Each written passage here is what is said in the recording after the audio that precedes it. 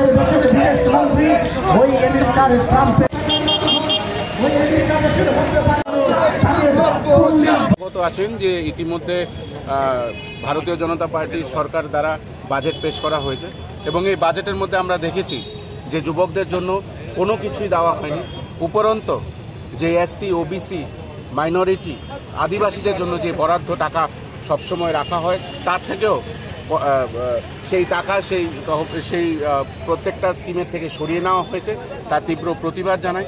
আমরা দেখেছি যে বেকার যুবকদের যে কর্মসংস্থান তৈরি করার জন্য কোনো কিছুই সেই বাজেটে নেই এবং তাদেরকে সশক্ত করার জন্য কোনো বাজেট থেকে কোনো রকমের হেল্প তাদেরকে দেওয়া হয়নি।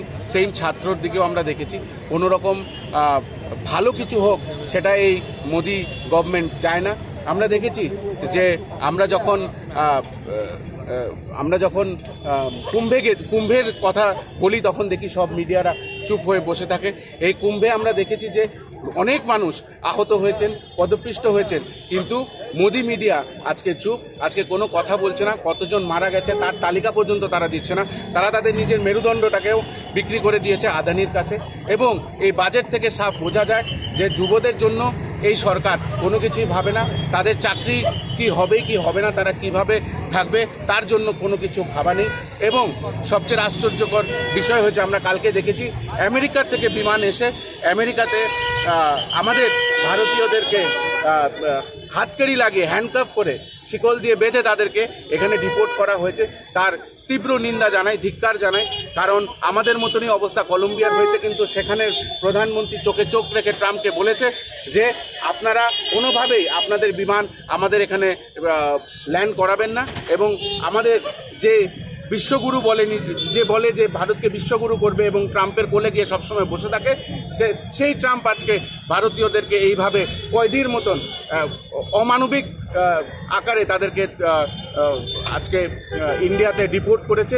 তার তীব্র নিন্দা জানাই এবং এই সকল কিছু নিয়ে আমরা আজকে প্রতিবাদ জানাচ্ছি। এই বাজেট হয়েছে যুব বিরোধী, এই বাজেট হয়েছে জনবিরোধী এবং তা নিয়ে কোনো কথাই বলা হচ্ছে না। তারা একটাই ঢোল বাজাচ্ছে যে 12 লাখ টাকার ওপরে নাকি কোনো ট্যাক্স দিতে হবে না। কিন্তু এটাও একটা জুমলা, মানুষকে জুমলা দিতে দিতে তাদের এটাও জুমলা। কারণ অনেক স্ল্যাবিং করা হয়েছে এই স্কিমের মধ্যেও। এটা মানুষ ধীরে ধীরে বুঝবে এবং যুবকদের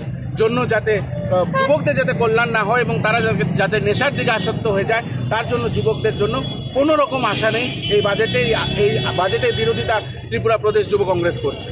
যখন লকডাউন চলছিল তখন ভারতবর্ষের ভারতীয় নাগরিকদের হাতে পায়ে কোমরে শিকল ট্রাম্পের নেতৃত্বে ভারতীয় নাগরিকদেরকে সেই আমেরিকা থেকে